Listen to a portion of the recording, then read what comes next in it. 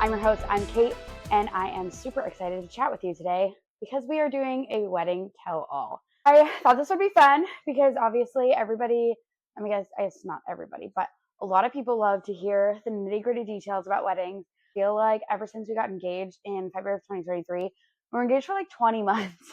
And all I ever heard was talk about wedding planning. And I think some interesting things happened, whatever, that I think, would be really cool to talk about. So one thing that I do want to get off my chest was I was listening to a podcast by Liz Moody, and I really like her podcast. It's a lot about health and wellness. Some of the episodes I don't resonate with, some of them I do, whatever. And she was talking about, it was like her most recent Q&A, and she was talking about how she goes and gets some Botox and things like that. And she talks about how she does makeup and all these things. And one of the things that she said that really resonated with me was the fact that as women, we feel like we have this whole standard of like what we have to look like in order to show our face on social media or whatever it is. And it was like, if I didn't spend so much time putting on makeup or going to doctor's appointments, I guess, to get Botox and like getting my hair done and doing my hair and all these things, she's like, I would have so much more time in the day. And it was, I guess what I mean by resonated with me, I think it was funny because I'm like listening to her talk about that. And I'm like, I am the person that shows up on social media however I look. Like, I don't wear makeup usually. I never ever touch my hair. A lot of people talk about, my hair and how great it is and all these things. Like, the only thing that I do is I get my hair colored and cut by Grace in Mount Airy at Bloom Salon. Just a little plug there. Yes, I drive from Virginia to Maryland to get my hair done. But nonetheless, it's like, I'm like, I don't do anything to my hair. Like, I literally go to work or wake up and record reels and it looks however it looks. I brush it and, I wash it, and that's about it.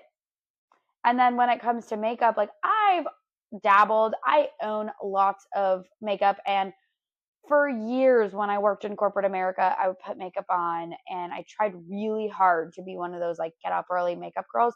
And there was literally like a time that I got up and did it, and then I was like, I don't really like this. And then I started doing my makeup on the metro, and then I stopped doing makeup altogether. And for a while, people would be like, oh my gosh, you look sick.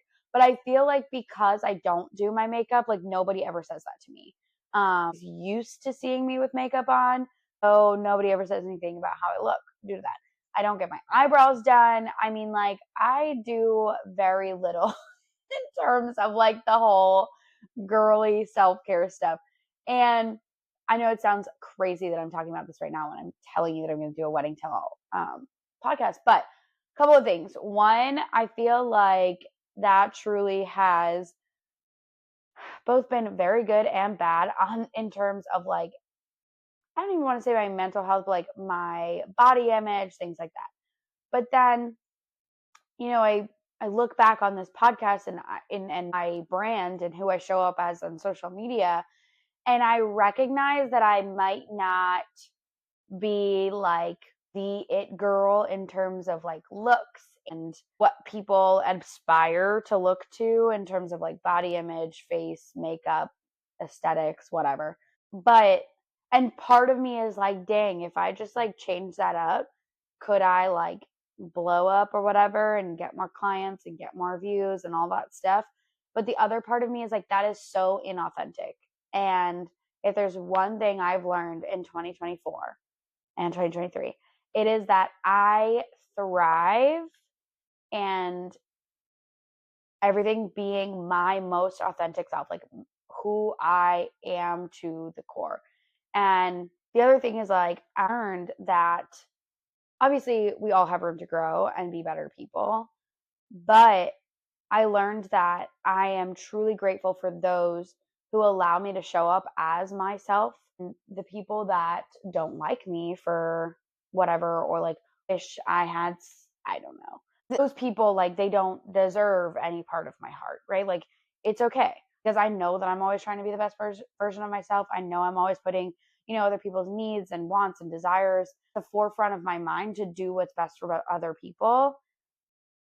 And that is like my truest nature. But at the same time, I'm no longer holding space to do that for people that don't deserve it. And that is just a journey. But I feel like the visual representation of not wearing makeup and like, going on dates and dressing cute, but again, like not wearing makeup, not really doing my hair, like that visual representation truly anchors into like who I am. I'm really proud of that. So when it comes to the wedding, this was something that like I was really struggling with because when it came to picking out a wedding dress, like we went and tried on wedding dress. I did not know it took that long. Like it was like 2 hours of me trying on dresses, and I wasn't super comfortable in like my body at that time. And so that experience was really difficult. And then I was feeling better, but not great the next time we went. It was another like 2 hours. And I was just so happy that when I got my fitting and like my alterations done, that I was like in a better spot. And they literally had to take like 2 inches off the dress from when I tried it on the first time, which it's fit me incredibly. Like it was snug. It was, it worked really well. And I look back on it now, I'm like, wow, like if I would have gone to go get that dress now, I likely would have probably been a size lower, which is interesting. Also, wedding dresses are crazy sizes. Like, I wear somewhere between a 6 and an 8, depending on the store, in pants, and I was a 12. Makes you think, like, juice, like, what are these sizes? Okay, so there was that. But then it also came into effect when I was like, oh, I have to pick out like shoes.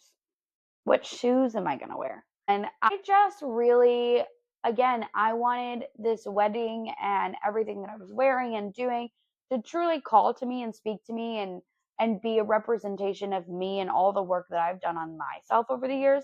And I did not want to be inauthentic or show up like as not myself. So I went online and I just hated everything that I saw, and I really could not fathom spending $50 to $80 on a pair of shoes that I would not wear again. Like a pair of white heels, I will not wear them again. And then I thought about like Vans because I wear Vans all the time, and then I was like, well, I have to change the dress has to be altered even more. And like I do like heels in some ways, and I just like nothing was speaking to me. And at one point I was like, I wish I could just wear like cowboy boots. And in the end, that's exactly what I wore. Johnny found this pair of cowboy boots at Altered State, which is, I think it's owned by like Free People and all them. Maybe not, I don't know. But he found them. They said they had them in stock. He drove me over there and I bought them. And I spent more on the cowboy boots than I would have like on a pair of heels, but I will wear them again because they are me. Like they're super cute, little booty, like white cowboy boots, and I will definitely wear those again. And that felt way better to me, and I just felt more comfortable, and I just felt like free, like that was so fun. So there was that. And then, when it came to choosing vendors and stuff, like I am not somebody that dreamed about my wedding for years. Okay, literally not. I created a Pinterest board in high school or maybe even middle school or whatever it was because everybody else was doing it. So I just thought that was what I was supposed to do as a girl. And like you could go through my Pinterest and now it would be a lot of wedding stuff, obviously because of the algorithm, but previously like it wasn't like that. So yeah, I just like didn't like necessarily go to it and was like, oh my gosh. There were a couple of things on there that I was like, oh, this is cute. I saved things like that, but I just like wasn't sure. So, I thought about Johnny and I was like, okay, what do we want? And we both really liked the idea of like a rustic barn. The only thing that we wanted that we didn't get was like some sort of water view, but like let's be honest, like that's expensive. And we did find a couple barns that had ponds and stuff at them, which were pretty. But for one reason or another, like we just decided that those locations weren't something that we wanted or liked. And then ultimately, we are people first people. And so we truly like love to buy into businesses and things like that that we like and like the people, like the mission. And so we decided on There's one bar in Pine Ridge Farms in Stewartstown, Pennsylvania, and Kristen and her husband Dan are amazing people, and they own it and they run it, and they have, great people that they hire, things like that. But like her story, like how she bought it from her grandmother, and her grandmother wanted her to throw parties there, and it was a truly barn that they reclaimed and turned into a wedding venue. And it was that I just felt so drawn to the story, to Kristen and her team and everything, and I just loved it. And I was like, okay, this is it. But we did take like a minute to decide, because there was another venue that I was obsessed with. And unfortunately, it was way out of our price range. So we hadn't heard from them yet. So I was like trying to wait. But anyway, once we heard from them and heard that that was out of our price range, we were like, okay, this is, it was not a second choice, but it was definitely things happen for a reason. Then when it came to caterers, things like that, again, I knew, and this is part of the wedding tell-all for the whole fitness thing, I knew I didn't want to do a buffet. I personally am not a buffet person. I do not like standing over things and having to scoop things. There's just something about that, that personally, causes me some sort of anxiety, I guess. And it has less to do with at least nowadays, it has less to do with people looking at what's on my plate and more so am I going fast enough? Am I taking too much? Is there enough for everybody? I just feel very anxious about that whole experience. So I did not want a buffet at my wedding, because I could not imagine going through that on my wedding day. So I knew that we wanted a sit-down dinner. And then a friend of mine a couple years ago, she did a dual plated protein dinner. So basically you got fish and whatever it was, chicken, whatever, I don't remember. And literally from that day, I was like, that's exactly what I want to do. Because Johnny and I will go to weddings, and every single time, without a shadow of a doubt, we will get opposite proteins, as long as we both as long as there's options we will both like. We'll get opposite proteins, and then we will eat all the sides. We will split the protein down in half, and then we will swap them. So in that way we can both taste them both. And so I was like, well, what better way to honor that tradition than to just do both at our wedding? So obviously I needed to find a company or a catering company that could do that. And I reached out to a ton of them, and the way that you reach out to catering companies, you have to fill out these forms, whatever, they call you and then they give you a price, or they email you a quote or price over on the phone, whatever it is. And all of these catering companies were they were sending me quotes that were literally the price, the budget for the wedding. And I was like, that's not going to work. And same thing with ours, Tasteful Occasions out of New Freedom, Pennsylvania. They also sent me a quote, and I was like, that is not completely out of reach, but still out of reach. I need to find something else. But when I sent that email to let them know, she emailed me back right away, and she's like, schedule a phone call. She's like, based on what you selected, this is the price. She's like, but I do think that if we can talk about some things, we could probably bring this price into that budget that you sent me. So I was like, cool. So scheduled a phone call. It's exactly what we did. So I did not realize that stationed appetizers are more expensive than butlered appetizers. I immediately felt like butlered would be more, but because they have to fill the station constantly and make sure it looks nice and full, they have to supply a lot more food for that. I didn't know that. So that was one thing. And then I wanted 2 different types of desserts. And the way that I selected them as 2 different dessert bars. And she was like, well, we can do that and just combine them into one. And it literally cuts your cost almost in half. And I was like, okay, sweet. Lots of little things. But ultimately, what I'm getting at is the person behind this company. She took the time to hear me out and work with me and explain to me why, quotes were coming back really high, and, helped me not only create, a menu that we truly loved, but she also helped me stay within budget and, end up having a great experience at, within our budget. And when someone, especially an owner in the company, takes the time to do that with you, you know that they're good people, and you know it's going to run smoothly, right? That's just how I felt. And then florist, Homestead Gardens, Carrie, she is amazing. We chat on Instagram about lots of things, but she owns a flower farm, and it kind of like felt really symbiotic because my sister-in-laws, like, they really like that nursery, and because that, it definitely pushed me to like get a quote from her. And the way that she runs and operates, because she grows a lot of her own flowers, her costs are really low. And then on top of that, she also does incredible work. Bouquet was to die for. And I'm like not a bouquet person. I was like really went back and forth on whether I even like needed one, because I'm just not really a flower person in general. And so ultimately I just wanted one. And so I was really thankful for that. And I got like the smallest bouquet options for the bridesmaids. And honestly, they were gorgeous. And like, I think that the bang for the buck was great, because like they were, in my opinion, like very plump, like very fully sized for like the smallest option. So I got the smallest option for my bouquet as well. So I think that is a true testament to like the work that she can do, that like, again, working inside of a budget and like really doing that. The other thing that I really liked is that she offered rental decor. So her tables, not only did like we rent it from her, but she set it all up. Like the only thing we had to set up was like our table numbers or names, whatever, which I'll get to that. But she like set all of that up. So it was just like one less thing that we had to do, set up and source, right? Like, because we already were bringing so much stuff that's one less thing that we had to source. So I really loved that.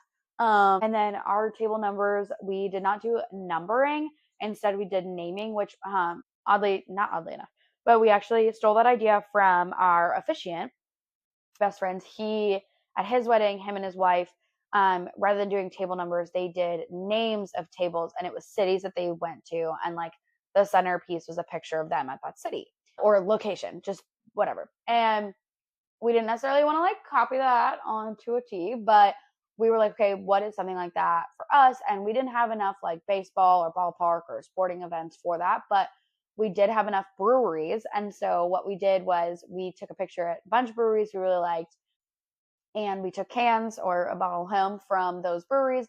We took a picture of ourselves, filled it with sand, stuck the picture inside, and everybody's name or table number was a name of a brewery. And then our escort cards and our gift. So like we gave, rather than doing cups or koozies or anything like that, it was like a heart, and it was a bottle opener and magnet, says our name, our date, whatever.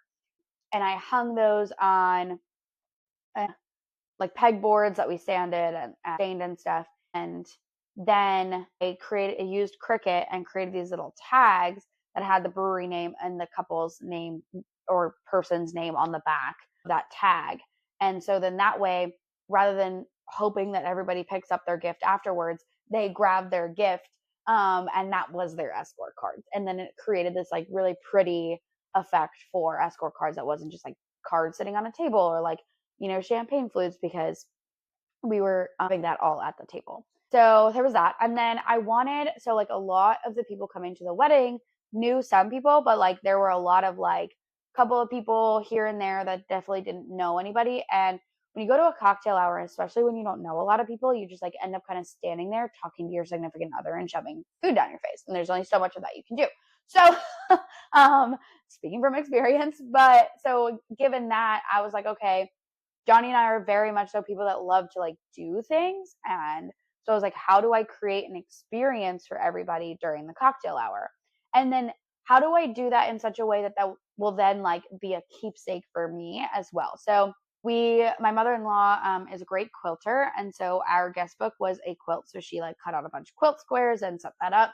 So people signed the quilt squares, put them in a little suitcase and everything. And that is our main guest book.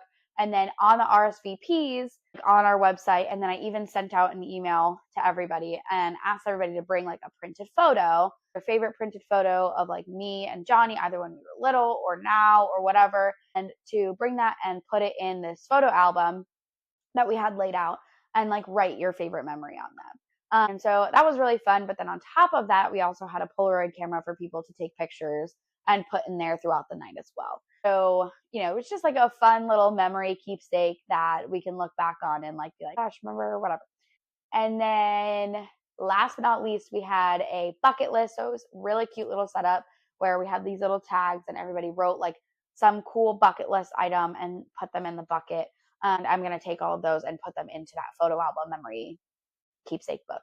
And yeah, so that was that. And I'm trying to think, there's any like other, we also did, a lot of like little Gilmore Girls touches. So I made a Luke's Diner sign, the little, like, I guess it was a big poster board cup that I got Luke's coffee mugs for my bridesmaids and I to take photos of. Instead of doing like an unplugged ceremony sign, what I did was I actually painted the no cell phone sign from Luke's Diner, put that at our ceremony, which I thought was funny. And if you got it, you got it. If you didn't, you didn't. And then what else did we do? One of the things that our friend group did was we used to shotgun Twisted Teas. So we got a case of Twisted Teas and we all shotgun. Well, me and Johnny didn't because we had a lot of photos to do afterwards, but like we took a picture like we were doing that. And anyone who didn't want to didn't have to, but we did want to like have a fun photo like that because, you know, that's just something that we bonded over when we were young, when we first started dating. And it was just like, I don't know, just a funny moment. And then for the dances with our parents, so Johnny had a beautiful song with his mom, and that was great. And then so as some of you may know, my mom and I, you know, grew up just us, and then married my stepdad, who is like my dad, somewhere between 15 to 20 years ago. I don't know the exact number, but anyway. And so my mom is a superhero. And so both of them walked me down the aisle. And then during my father-daughter dance, I had a cute little song about, it was like a country song, and it was about, you know, I don't remember the name of the song right now, which is probably bad, but it was about a stepdad, and how, you know, you don't have to love the kid, but you do, things like that. And we played that for about a minute and a half. And then our DJ totally took my idea and ran with it. And it was so cool. He like made the song kind of seem like it was winding down. I was like, whoa, you know, like one of those. And then he started playing Jump by Van Halen, which is my stepdad's favorite band. And it was so fun. He did not see it coming at all. He's not like a huge sappy person. So, you know, I mean, he is and he isn't all at the same time. And so, you know, I just wanted to do something like fun and like just get really excited. And then it went from Jump into Ain't No Mountain High Enough, which is me and my mom's song. And then we invited her up onto the dance floor and we did a little family dance with the three of us. And then we opened up the dance floor to everybody. So then we basically started dancing from then until 10 p.m., which I don't remember what time it was, but it was a long time. And it was just so much fun. And we also did some Portuguese line dances, which was really fun. I don't think people were expecting that because while I am Portuguese, I feel like because I'm not surrounded with a ton of Portuguese people constantly, I think people kind of like forget and they don't know how like deep rooted in my heritage I would love to be, I guess I would say. So I think that was fun. I think people like didn't see it coming and were like, what the heck is this?